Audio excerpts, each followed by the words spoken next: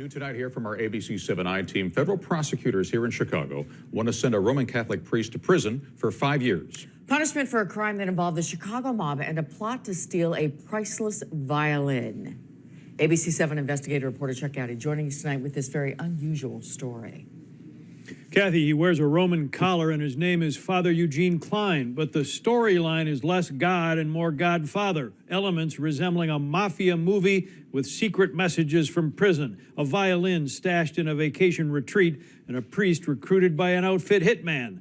But the trailer is about to come to an end on Thursday when Father Klein is sentenced for helping Frank Calabrese when the late mob boss was in solitary confinement. For Chicago mob boss Frank Calabrese, killing was a breeze, hence his nickname, Frankie Breeze. In 2011, Calabrese was at this Missouri penitentiary doing life for 13 Chicago mob hits in the family secrets case, considered a security risk here and held in solitary confinement, when prison chaplain Father Eugene Klein became more than a spiritual advisor. Klein plotted to help the outfit boss recover a rare centuries-old violin that Calabrese had hidden years earlier in his Wisconsin summer home. The plot aimed to prevent U.S. authorities from finding the violin and selling it off to pay the mobster's debt to society. But that's not all he did. Now authorities say Father Klein told Calabrese where this man was living, his brother Nick Calabrese, the key witness in the case, who was in the witness protection program. According to this court filing today, prosecutors want to send the priest to prison for the maximum 5-year sentence because they say he had clear disregard for others and for the trust placed in him. That new information Klein had revealed to Frank Calabrese about the location of his brother Nicholas, knowing that Nicholas had cooperated against his brother and was in grave danger as a result. Father Klein's attorney Tom Durkin tonight comparing the priest's 60-month recommended sentence to that of this man, former House Speaker Dennis Hastert, whom last week prosecutors recommended less than 6 months. He tells the I-Team they recommend no more than 6 for Dennis Hastert and 10 times that amount for Father Klein. That is absurd. ABC 7 legal analyst Gil Sofer. This latest revelation that the priest, the defendant, tried to help identify the location of a witness, that's a bombshell. And that can explain why the government is seeking so much time, because it undermines the witness security program.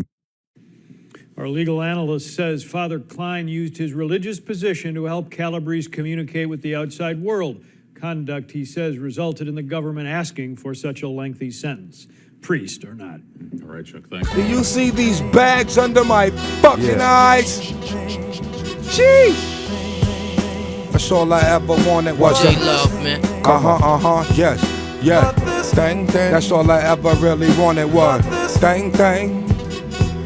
There I go, rushing the dough, puffing the dro. I get low with nothing to show, like cutting the blow. Y'all niggas know the clan in effect. That man on your left is in me, yeah. From cashing a check to snapping a neck. My MO is statting the third. Statting your herd with P.O. We plucking your nerves. Who fucking your bird when you ain't stinking it stink? I'm thinking I'll thank my critics. Booger they drinks and sugar they tanks. Who is it? Back in this bitch, we're rapping this shit. It's Bobby attached to his hip like Ratchet the Clip. It's Johnny, but tapping my herb, I'm tapping your chin for dough. Don't shorten my word or shorten them ends for show.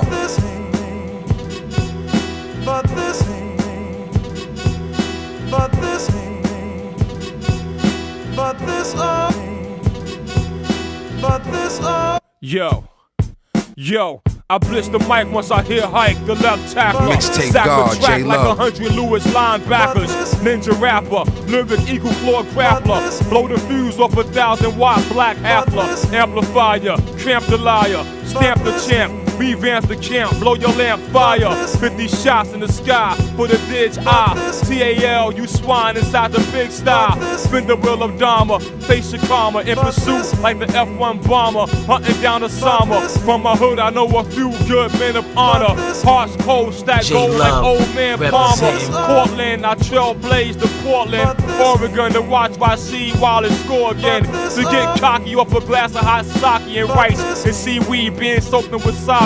North who flared up eyes tearing, and I'm nearing the point of no return, bitch. I have your blood jumping stirring. out the Benz wagon, red polo, sweat sagging, white tee, bandana, tan suede, Tim's dragging, fingers numb. From the 1,000 grams I finished bagging, coke on my hands, still smoking Dutchess like a dragon. It's the METHOD and the LADARK. Man, I'm the Duke. Please bless me like Mike Krzyzewski. Two weak ass rappers beefing, don't impress me. My style's poised. W.E.B. Du Bois, spit stellar literature that the world enjoys. To my clan, I'm committed. Red COK kidded. When I leave this toilet of a earth, know I shit it. Organized crime affects the individual. Organized crime affects the consumer's choice of goods. Organized crime determines when an individual works, what his wages will be, what the conditions will be that he works under. In many cases, organized crime actually functions as the boss of individuals. It controls access to markets, entry to markets, the quality of the goods provided, and in that way controls the prices of goods ultimately paid by the consumer in one fashion or another. Of organized crime. The Commission suggests what the next step in the process should be: to strike at the economic base of organized crime, to strike at the profit motive of organized crime, and finally, and in simple terms, to bankrupt organized crime. Organized crime today operates many unions, sometimes by way of actual members of organized crime holding union position, sometimes by way of members of organized crime dictating the day-to-day affairs of the union. That can take many forms: to decide who receives benefits and who doesn't, to decide who run for election and who won't, to decide who worked today and who will not work today, and to decide in what way a union will be used for corrupt practices, to extort payoffs from unwilling payors. To answer that particular question, there is a reason why the report in its entirety is not being released as of today. And it does just outline, for the sake of cameras and tape recorders, exactly what the effect is of organized crime on business and which way do you? That you'll have to wait for the report itself. Can you comment on the patriarch example? No.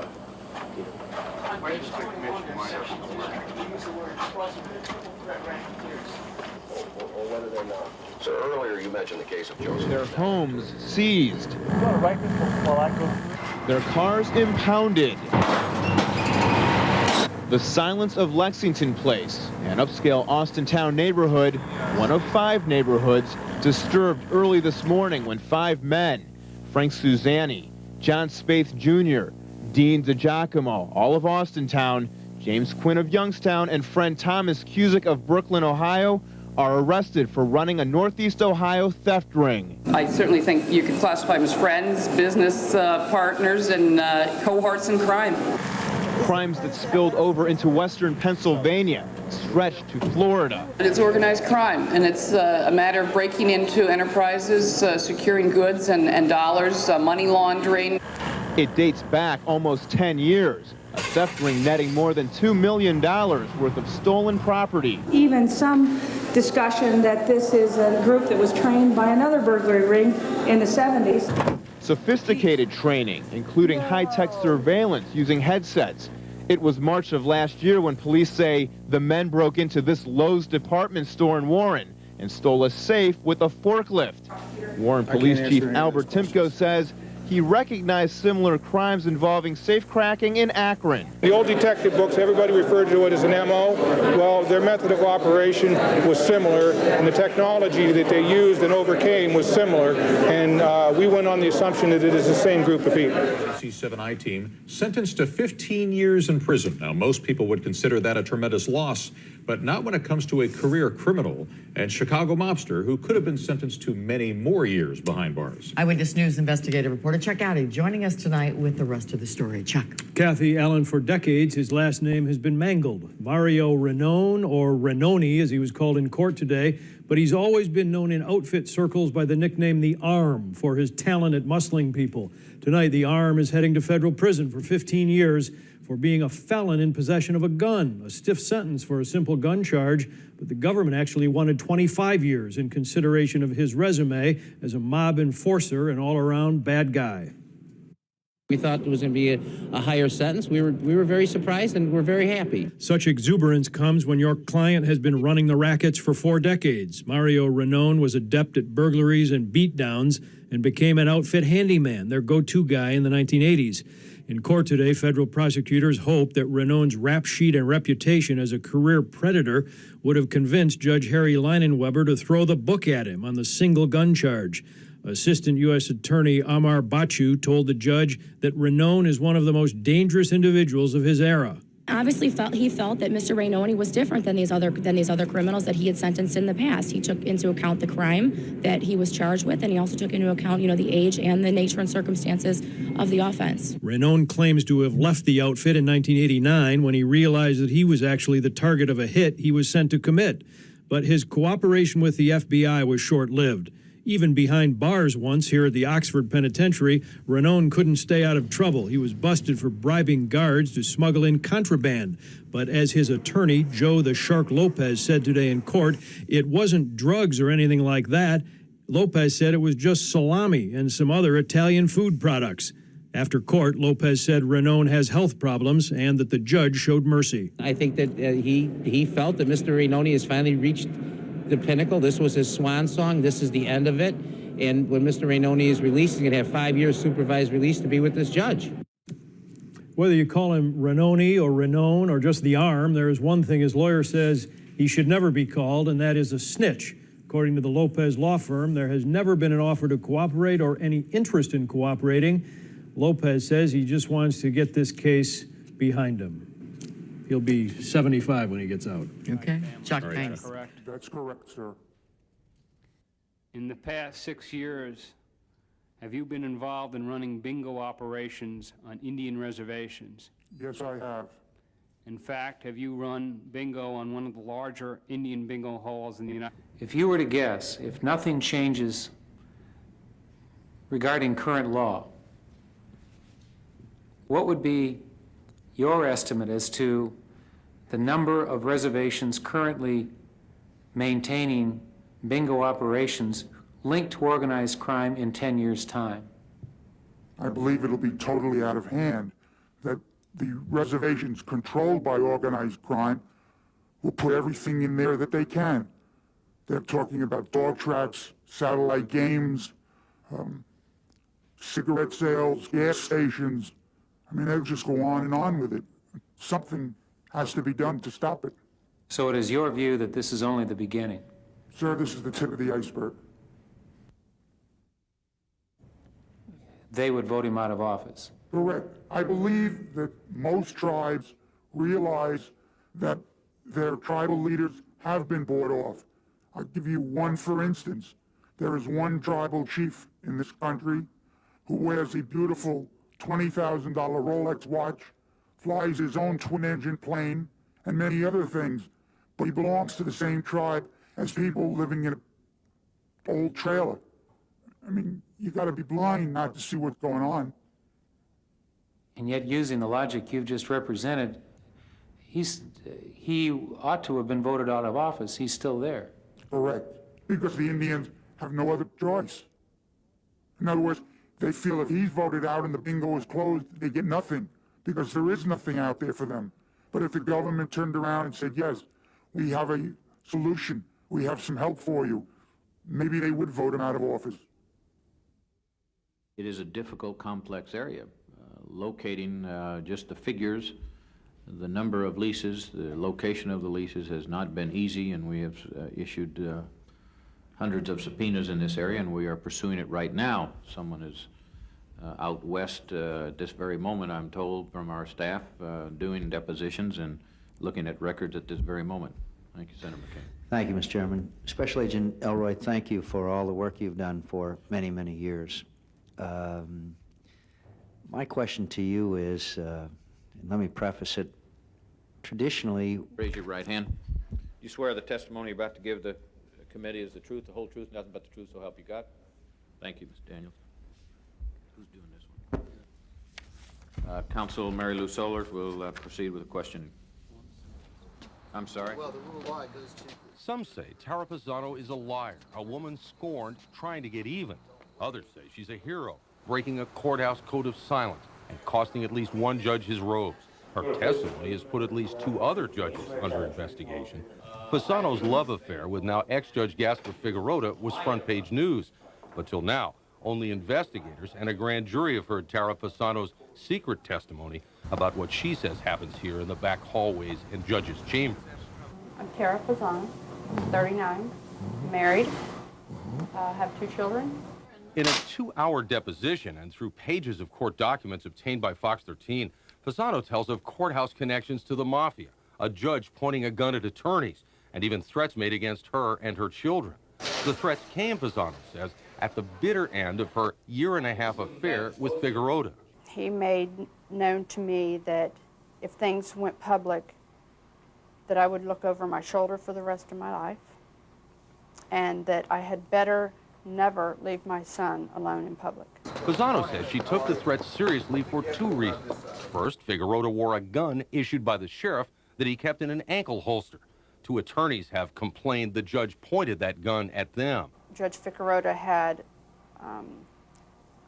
sat in such a way in his hearing room that that gun was pointed at that attorney, and the attorney's either legal assistant or secretary, someone was with him. And second, Figueroa, Pisano says, convinced her he had organized crime connections. His claim was that he had ties to the mafia. Now, you mean that in the year 1999 or 2000 or whatever, that a judge of the state of Florida openly tells you that he has ties to the mafia? Yes.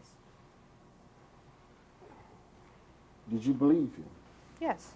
We do have one other matter that I would like. The man asking the questions is attorney Nat Tyndall. Tyndall has filed several suits charging Judge Figueroa and local lawyers close to the judge fixed a case Tyndall lost against an insurance company. And then he says they had him blackballed in the state and federal courthouses. Tyndall considers Tara Pisano a key witness, and he insists she knows more than she's telling. Did you ever see Judge Figueroa take any bribes from anyone? No, I've never seen that. Pisano doesn't stop with Figueroa. She claims Judge Chet Tharp put a sheriff's SWAT team in danger during a 1998 standoff with a radio call from his chambers. Chet Tharp picked up the sheriff's office radio and keyed the mic and spoke into it and said, "Move in," or something to that effect, as best I can remember. And I heard response on the radio of who said that, who gave that order, or something. Pisano testified that a deputy grabbed the radio and told the SWAT team to disregard. Tharp, through his attorney, says it never happened. An absolute categorical lie. Judge Tharp never, ever did such a thing. Canella also says Tara Pisano ought to be censured and disciplined. Yet others say the jury is still out on what the bailiff says are her courthouse secrets. Warren Ellie, Fox 13 News. NBC5 investigates a notorious Chicago mobster. The daughter of Harry the Hitman Alleman is writing a book about her dad, and tonight she shares an extraordinary home movie. Frankie Forliano says growing up was like being in the Brady Bunch. A home movie is a smiling celebration with Alleman just out of prison, but relatives of his victims and federal agents describe him as a brutal killer with a body count of 18 or more. NBC5's Carol Marine reports. Do you believe at least some of it? I don't know what to believe there. It's possible. I believed he did what he had to do for his family and that he loved us, and I didn't think of him that way. In the history of organized crime in Chicago, few were feared as much as Harry Alleman. We hear reports on the news and in the newspapers that he was a mobster. The book she is writing is an unapologetic tribute to her stepfather. Okay, he bookmakes, big deal. What's that? Or he did loans. If he did some juice loans, I didn't think that was bad either. Did nobody say to you, Frankie, when you were a teenager, that your dad is an outfit killer? Not ever. I grew up protected, feeling safe, feeling a lot of love. In 1977, Alleman was charged with killing union official Billy Logan. He sat us down as a family and said there's going to be a lot of negative press coming my way. But in a bench trial, Judge Frank Wilson declared Harry Alleman an innocent man. We will never see a case with better evidence for a crime syndicate killing. Prosecutors were stunned. Alleman smiled in court and left in silence. Within a year, he was in prison, though, on a federal charge of home invasion. Harry was unbelievably brutal. Especially, says federal investigator Thomas Moriarty, to independent bookmakers. And the options were you can pay us, you can quit your business, or you can die. Alleman was behind bars for 11 years, returning to Chicago in 1989. In January 1990, captured in a remarkable home video, friends gathered to celebrate Alleman's birthday. There were hugs and handshakes and birthday envelopes and dancing. And Ruth Alleman got her husband to do something he never did, speak in front of a camera. Come on. Come on. I said I love you. These people pay more respect to their outfit confidants than they do their own family. And Harry Alleman was no exception to that. Absolutely. Alleman, according to Moriarty, was so secretive he once had the phones removed from his house. He realized that you could not wiretap him at his house if he didn't have a telephone. He didn't speak a lot. He didn't have to. His reputation preceded him. I missed a lot of birthdays, but this is the best one I've ever had. Alleman's freedom was short. A year later, he returned to prison for the rest of his life for extortion and for the murder of Billy Logan. The historic retrial occurred after it was learned that the original judge had been bribed. On his deathbed, Forliano says, her father denied the only murder for which he had ever been charged. I said, Dad, did you do this? Just tell me. He goes, honey, I did not kill Billy Logan. Is there any doubt in your mind that he killed Billy Logan? None whatsoever. Today, Forliano is surrounded by memories. Oh my God, these were fun years. That she is pouring into her book. Unconcerned, she says, about any remaining vestiges or recriminations from the outfit. They have to understand, this is my story. I'm talking about my father. I have that right. Still, the book will contain few family secrets, she says, just the way Harry Alleman would have wanted it. He would say, honey, do whatever you gotta do. Is it making you feel good in here? Yeah, Dad. Then do it, sweetheart. And he'd be proud of me right now. Harry Alleman was 71 when he died 2 years ago. As for his daughter, she made an appearance in Mob Wives Chicago, but opted out. She's now working on a new reality show called Boss Ladies, about a suburban bar she and friends plan to open. Carol Marine, NBC 5 Handshake and red bandanas are some symbols of the Bloods gang. The Bloods, known for violent slashings, are taking their crime activity to the streets of New York. It was reported to us that there was, and I think it was in the papers as well, but it was reported to us that there was someone who came in from Los Angeles who began to recruit some of our youth within our communities. And then coming back out onto the streets began a more aggressive campaign of recruiting some of our children. Police say children as young as 11 years old are getting into gangs.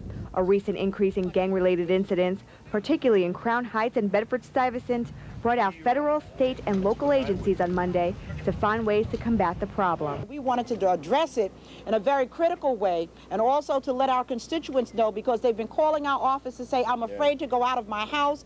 What's going on here? The recent slashing downtown. The group came up with 3 key recommendations: to add younger officers to the police force so they can better relate to the kids on the street, to increase supervision in the Department of Corrections so that the gangs are not being organized in jails, and to provide more after-school programs so that children stay occupied between the hours of 3 and 5 p.m. Our problem is age-old and simple.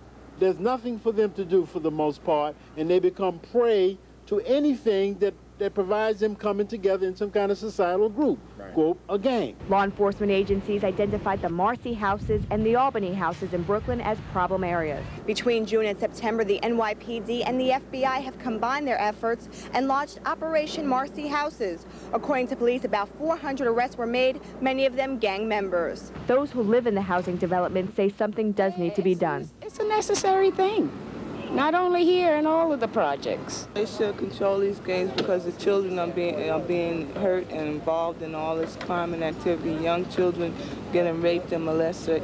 You know, they need to stop it. They need to stop it because it's way out of order. Officials say the gang problem is not as bad as it is in Los Angeles, but the possibility exists that it could worsen if the spreading violence is not acted on immediately. In Brooklyn, Janine Aguirre, New York 1. What was your belief? What the police department... Tears streaming down her face, the sister of Ralphie Doles, seen wearing yellow, left her brother's apartment. Flowers grace the doorstep. Candles burn in his memory. One note says, "My son was also slain in the Brooklyn streets." Family may be at the heart of the murder of the 28-year-old housing cop. Family as in Cosa Nostra. Police are investigating the possibility that Officer Doles may have been a target because of his wife's alleged former ties to the mob. Sources tell New York 1 Kim Kennow's first husband was Eddie Carini, a soldier for the Colombo crime family. He also died at the wheel of his car, sprayed with bullets. Sources also say Doles met his future wife at about the same time she was involved with another man, identified in federal court as the acting head of the Colombo crime family.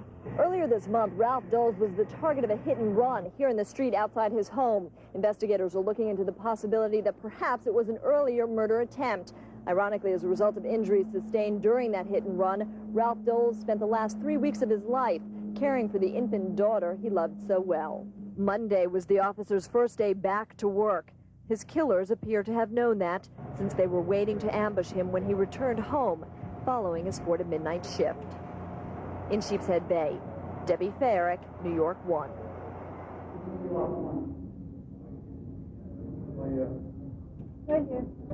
They began an investigation that became clear to us that there were people involved in trying to intercept sensitive communications of the PD and other agencies for profit.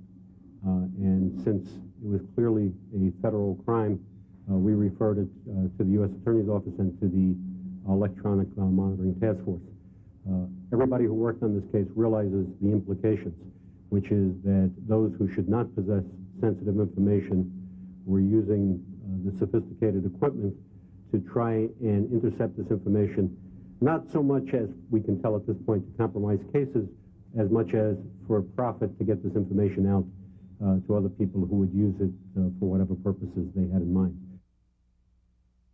Sammy's given 3 different testimonies. In the book, there's another story. So really, what is the true story? He should really sit down and read over all the things he's talked about over the years, because I think he's starting to get a little confused, a little muddled. Because today his adrenaline was pumping in there. He was being confronted, and he didn't like it. He was feeling very uncomfortable. And put a smile on our face. Is that the best way to get some answers that are perhaps straight and forthright, is to agitate him a little bit so that he can at least... So he thought he was at a sit-down just now. You know what I mean? He thought he was talking to people in the neighborhood. He was doing a one-on-one with the lawyer. He was getting off on it. He was enjoying himself. That's right, because this is the closest he's ever going to get to it again. I'd like to know, when Mr. Marinaccio asked him, have you made yourself available to the victims, to their families, and to the Dennis Vacco subpoena, he said there'll be a time and place for everything. And we're waiting for him to accept that. You know, be a man, take the paper, and call it a day. Rather than the Italian Mafia, this case is about a Palestinian family that's had a high-profile presence in the Roanoke area since the 1960s. The government says it's a conspiracy controlled by Joseph Abed and his brother and their 4 sons. These individuals, either solely or jointly, have had ownership in approximately 33 commercial properties, primarily convenience stores, grocery stores, restaurants, bars, residential properties in the Roanoke area. Their stock in trade, according to the new federal indictment, was arson, either to collect insurance, retaliate against a competitor, or just send a message. There were several serious instances of arson, including one fire that resulted in 2 deaths because the Abeds thought these people might have seen who set fire to their competitor's store across the street. In 1993, one of the Abed brothers allegedly tried to run the Brown Derby restaurant out of business. There was also some personal animosity between Abdul Jalil and the owner of the Brown Derby. So it was a mixed motivation to try to do something to the Brown Derby. One, to kill the owner. Two, to put rat poison in the food buffet. One, because they just didn't like him. And two, to try to drive him out of business to bring more business to the Valley View Pancake House.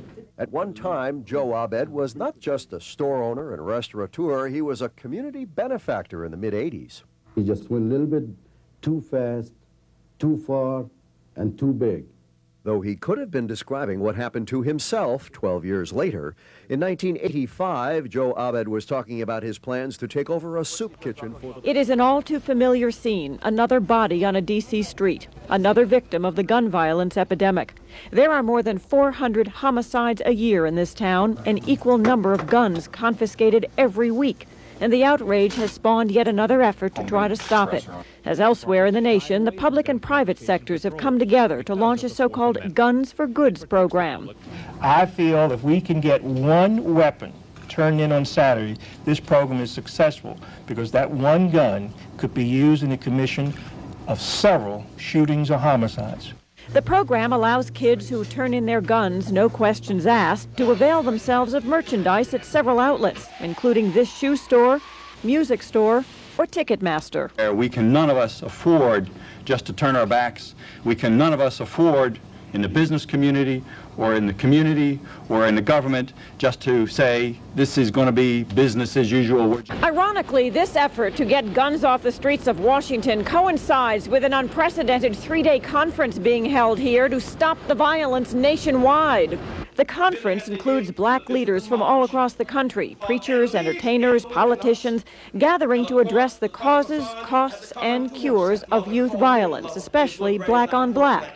And one of the organizers delivered an inspiring message that things can change. We have the power. That's why these cameras are here. They know what we seem not to know. We have the power.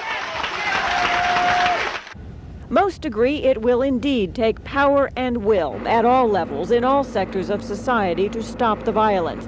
Maybe, just maybe, we found it. I'm Mary Miller in Washington. Since it first premiered to ABC station executives this summer, NYPD Blue has been hailed for its superior writing and acting. But it's also been slammed for its sexual content, violence, and raw language. Son of a bitch! Out of 213 ABC affiliates, 13% are choosing not to run the program. Among them, WFAA in Dallas, the nation's 8th largest television market. The combination of the profanity, sex, and violence is much more graphic and extreme than anything you've seen on broadcast television before. At KSTP-TV and other ABC stations around the country, the American Family Association has organized protests and petition drives. What I've heard, it's going to have too much violence, too much profanity and nudity and sex. KSTP Assistant General Manager Larry Shrum says he's aware of the controversy, but says NYPD Blue falls within the guidelines established by the Federal Communications Commission. Shrum says the station has always planned to air the program. If we chose not to air the show, we would then be choosing to enter into censorship. We think a decision such as this should be made by our viewers and not by those of us here at the station. St. Paul Pioneer Press television critic Brian Lampert believes NYPD Blue is a quality show that attempts to explore real-world conflicts. He says outrage over its gritty style is overstated. I mean, anybody who's watched a daytime soap opera sees more sexually explicit and sexually suggestive stuff than what we saw in this first episode of NYPD Blue or anything that's in the second. Hey, ipsa this, you pissy little bitch. Some scenes like this one became controversial before the show even aired, and the American Family Association calls the show softcore pornography. But NYPD Blue supporters say if you don't like what you see, simply turn it off. To warn viewers, the network is airing an advisory at the start of the show. This police drama contains adult language and scenes with partial nudity. Viewer discretion is advised. I don't think this show is any more violent than any TV movie that's on HBO or Showtime, any feature film that runs on HBO. But Sheila Miller says that's a faulty argument. She's a crime prevention specialist with the Golden Valley Police Department and co-founder of a program called Turn Off the Violence. The group doesn't target specific programming, but says it's time consumers force programmers to tone down the blood and guts. The American Academy of Pediatrics, the American Medical Association, the U.S. Surgeon General's Office, the U.S. Centers for Disease Control all have come to the conclusion that the violence in entertainment really is influencing our behavior and our attitudes. So does NYPD Blue influence life or simply mirror it? The answer depends on your perspective. The only sure outcome is that the success or failure of the show depends on how many people watch it. Everyone zip up, right the hands off, we gotta get the back door. That's it, come on, come on, come on, move it. Marino. Move it, move to the side, that's it. Come on, come on. Call him, come on. Yeah, come on, come on, come on, get over. Call him when you want to be. Turned out to be a big chaos. Eva Cabello is surprised and hurt by all the attention her Christmas card project is getting. The main point to all this is salvation. The Harlandale High School Teacher Aide of the Year says she's gotten support from many teachers in past years. A few years ago, students even wrote to inmates on death row. But it's this batch that raised a red flag. These are copies of the cards and letters 14 and 15-year-old Harlandale students wrote to members of the Mexican Mafia, men in prison for murder, rape, and drug trafficking. It worries Lieutenant Alfred Ochoa. These individuals will not be incarcerated forever, and one day are going to be released. And we were afraid that this individual could possibly go to the school grounds. Investigators say one of the inmates who received the card has since been released from prison. So they've notified Harlandale School District officials just in case that person comes around here. Cabello says she had no idea who the letters were going to. She only wants to help people who are often forgotten. But this isn't going to stop her. If I send 500 cards out and God's going to touch 2 people, that's God's business, and I'm going to do only what I have to do. Gina Galaviz, News 4 San Antonio. This is a large operation. Well, they didn't want to unlock the door. That's why we had to use the ram on it. A battering ram was deputies' calling card. Spread your legs apart. It was the only way to get into Tony's Fashions to browse. I have a warrant to search this premises for counterfeit contraband. And deputies found what they were looking for: sunglasses, Nike and Ray-Ban brands, NFL ball caps, Nike and polo shirts and caps, all bogus. You're buying a second-rate item that's been smuggled into this country. It took the county's organized crime unit about a year to get an undercover man inside Tony's Fashions and Keys Sportswear. Investigators say the businesses would only sell to special wholesalers, who in turn sold to you. The public goes out to buy one of these and they say closeout sale, where it's at a reduced price, and they're thinking they're getting a good deal. Deputies hit the jackpot finding an informal casino in a back room. We have approximately over 30 gambling machines out here. You got numbers possibly corresponding to every machine and what each machine is paying off. Deputies say about $1,000 a day was gambled here, but today at Tony's Fashions, all bets are off. Okay. Then we would hear noises and we hear screaming and things breaking, so I took it upon myself to take action. Angela Eugene lives across the street. She says she was fed up with the stuff going on across the street, so she took it upon herself to take pictures through the windows and then took those pictures to police. They showed, well, I don't think I'm allowed to say it on TV. I guess they showed some very exotic things that children are not allowed to see. Federal agents say this unassuming home in North Miami Beach was a brothel, offering up young Asian women as prostitutes. Many of these women smuggled here from the Far East. And federal agents say this home may have been part of a larger network of Asian brothels illegally operating all over the country. Federal agents say the girls who worked at this home as prostitutes were smuggled here from all over the Far East, from China, Thailand, and Malaysia. And they would work as prostitutes out of this home until they could come up with nearly $40,000 in cash to pay to the smugglers who brought them here to the United States. In July, federal agents tapped the phones here, gathering evidence of alien smuggling and prostitution. and last week they raided the place. Federal agents say this illegal operation may be linked to Asian organized crime, including gambling, money laundering, extortion, prostitution, and drug trafficking. A federal affidavit says this brothel was advertised in local newspapers and had regular customers. The United States Attorney's Office has indicted 7 people, all Asian nationals, on a bevy of federal charges. Things were slow going this morning at Atlanta's premier adult entertainment establishment. Federal law enforcement officials call this nightclub a criminal enterprise. Its owner, Steve Kaplan, a man with deep connections to the New York infamous Gambino crime family. Back in March, FBI, IRS, and U.S. Attorney officials seized hundreds of documents from the club. Today, U.S. Attorney Richard Dean says he believes owners removed $5 to $10 million before the siege. Neighbors who have fought the club from its beginnings 13 years ago are saying, "We told you so." It should not be here. It's not just me. If you do your investigation and reveal the true nature of the Gold Club, this is not just a local, small-time strip club. The indictment was unsealed today, and we're making it public today. The indictment charges that these defendants committed various crimes related to the operation of the Gold Club, an adult entertainment club here in the metro area. Specifically, the defendants are alleged to have committed mail fraud, money laundering, loan sharking, obstruction of justice, and making payments to police officers. Some of these crimes are alleged to have been in connection with Kaplan's involvement and connections to the Gambino organized crime family in New York.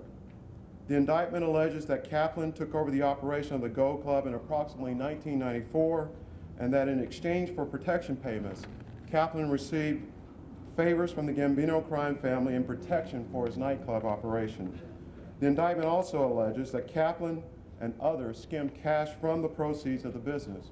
The purpose of these skims, of course, were to evade payment of taxes, to provide cash to employees, and to have cash available to make payments to the Gambino crime family.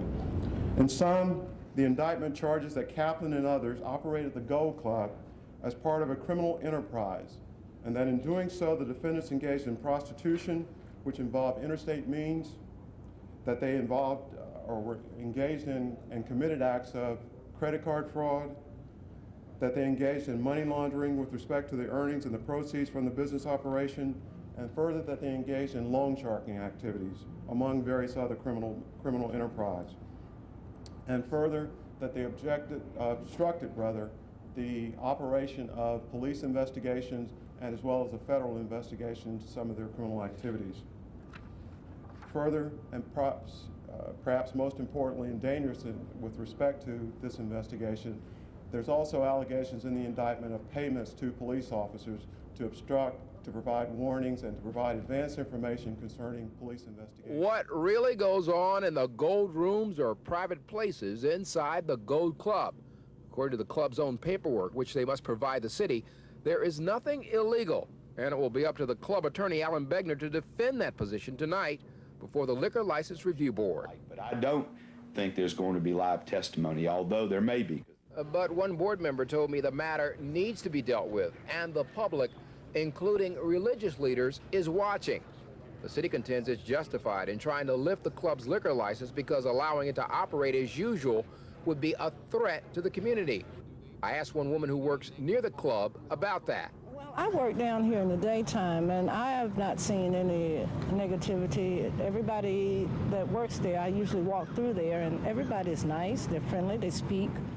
These two visitors told me they enjoy adult entertainment and don't want to see the Gold Club close before the criminal allegations are dealt with. Right. You got to have this type of entertainment. Why would a city this size not contain something like this? When you say you got to have it, why do you have to have it? Well, we're all different. We all don't go to the same church. We all don't. If people are going to it, let them go. I mean, that's my opinion. Right. Now, how about if let's say, if your husband or something went to it? Oh, well, if he went, he went. I mean, but as long as he come back home, okay. But at the last hearing, the city says even after the Gold Club was raided last spring, alleged criminal activity continued. I'm elated. I'm elated. I think that we had a fair judge, and I think he heard the evidence. And Nightlife entrepreneur Ingrid Casares rejoices in one small victory in a sure-to-be-long courtroom battle. Her partner, Christian Ludwigson, better known as Chris Pacello, could be released on bond after his lawyer enters a plea of not guilty.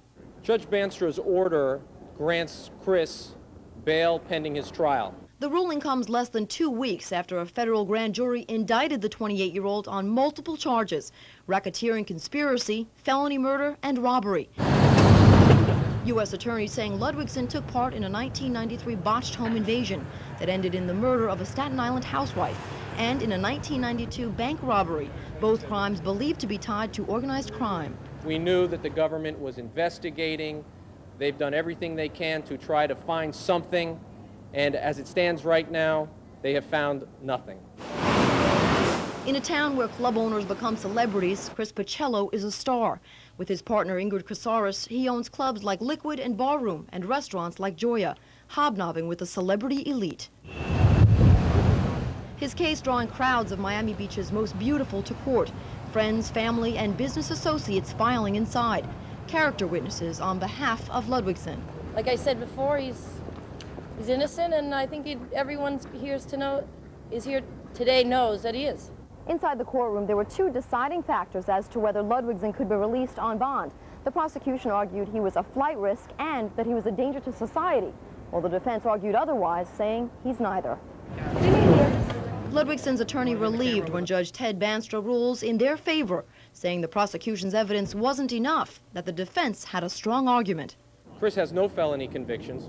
Chris surrendered to the U.S. Marshal as soon as he learned that an indictment was pending against him. After this day in court, Chris Ludwigson could be released on bond if, and only if, a New York judge concurs. In Miami, Alicia Lane, 7 News. One by one, they left in handcuffs, accused of participating in an organized dog fighting match. Why'd you do it? Why we did what? According to Charlotte County investigators, these men went deep onto this property on Suzanne Drive to engage in a popular and bloody crime. About 100 people huddled around this pen watching pit bulls fight. They take 2 dogs at a time, throw them inside the pen, and let them go. Whichever one died, the other one was the winner. A report of gunshots around 8:30 Sunday night tipped officers to the scene. Crews headed out, but it was the first deputy on the scene who put a stop to the action. Now, only one Lee County Sheriff's deputy came out from the bushes, and he was able to hold 20 people watching this dogfight, but 60 others scattered into the woods. Robert Browning saw some of those who scattered. When we drove up, and then all of a sudden we went up to our house, and then like 5 or 6 guys come running across our backyard, and then headed across the cow pasture in the back. Helicopters armed with night vision searched for those suspects, while other officers cleared the scene. They rounded up more than 20 pit bulls, carried out evidence, including a crate of puppies, and seized 72 plants, possibly marijuana. Investigating dog fights is difficult. It usually happens at night, and when police arrive, everyone's usually gone. But Sunday night, deputies were lucky. You hope and pray that people would give you the information. In this case, we got someone that gave us some information, so we were able to put a stop to it. In Charlotte County, Michelle Dixon, NBC 2 News. Ewing testified he was introduced to Steve Kaplan, the owner, and to a manager of the club, both of whom accompanied Ewing to the VIP room. Ewing's testimony: 2, maybe 3 dancers were there. They danced, started fondling me. I got aroused. They performed oral sex on me. The prosecutor: did you tip the girls this time? Ewing: no. I was told it was taken care of. The prosecutor: was Steve and Ziggy in there the entire time you were? Ewing: yes. Ewing estimated he visited the club about 10 times during the 1990s. Twice he says he received sexual favors. The attorney for owner Kaplan tried to get across the point that Ewing did not go to the Gold Club with the expectation of getting sex. Defense attorney Steve Sadow questioning Ewing: you didn't consider yourself to be involved in an act of prostitution, did you? Ewing: no. Just it's going to be titillating, but it is not evidence of anything charged in the indictment. I don't know why the prosecution is calling this witness other than to embarrass him. It has nothing to do with the charges in the indictment. Does it take the trial to another level, though, in terms of just showing the connection? Only in publicity. There is nothing that any professional athlete is going to testify about that's charged in that indictment. It's a disgrace to embarrass them in that way. It's an ending independent cigar contractor Doug Long had hoped would never come. I'm very disappointed. I think that they should not have just picked on him. It should be every club in Atlanta. I do believe that they selectively went after this man. I've been down here for 3 years. I haven't seen anything that they've accused him of. No different than any other club. A handful of employees with long faces came and went all day. Steve Kaplan bought the Buckhead landmark back in 1994. A federal source tells Fox 5 News U.S. Marshals will pull the plug on the most profitable strip club in the U.S. in a matter of hours. It will probably not be any later than tonight, if at all. Why did it change? There seems to be some misunderstanding as to what the terms of the agreement are. The agreement was that he had to give up the club in order to protect those employees that were on trial, and that's what he chose to do. What prompted all this kind of sudden? The agreement was that he had to give up the club in order to protect those employees that were on trial, and that's what he chose to do.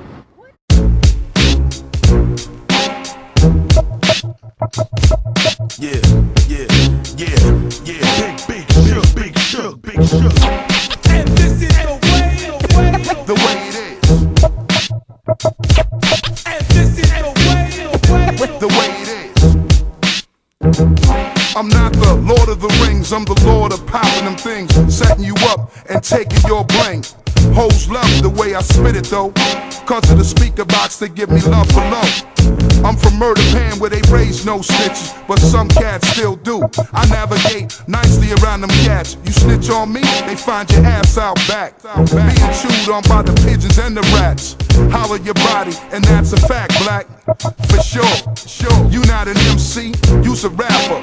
Fashion yourself after Hollywood actors. I ain't hating on your progression though, cause for 2 years now your skills have been in recession, yo. No aggression, no passion, no heart. That's when shit starts to fall apart. More money, more security. Out of touch, nigga, you can't even feel me. Deadbeat nigga, owe money to your kids. That's just the way it is. The way it is. The way it is. Now I'm back with the flyest material.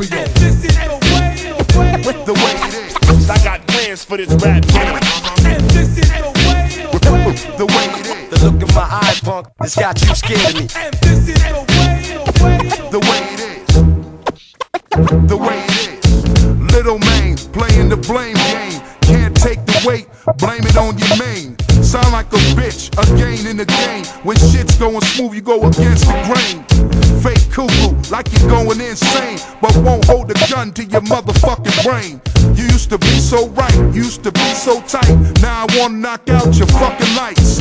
Fright night nigga, scared of your own shadow. You, yes you wanna battle? I eat your ass up and stuff you in a barrel.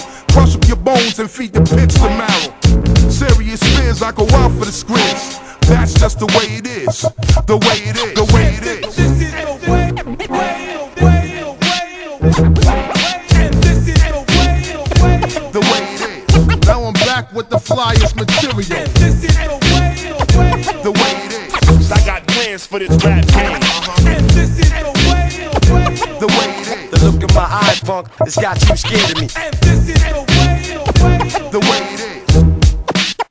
The way it is. That's your wife? I know niggas that hit that. While you were banging backs, they was blowing out her back. This is whack, cause this is not on the low. But you like Mario, you don't wanna know. Trick like crazy, bills rather large. You go back to the crib screaming like you in charge. I'm in that black car smoking blunts in your yard. Suspect, no guts to be hard. Take you to the river, tie your ass to the log. Better yet, how about splitting your wig? That's just the way it is. The way it is. Yeah, this is Big Shook, baby. Wait no more. This is definitely a short shot. Hold it down for the Gangstar Foundation. Team Shook and all those. My man T West, Singapore. My man Guru, Primo, holding me down. This is how we moving. CL, this is a one for you, man. We gonna take it to the top. That's the way it is. The way it is.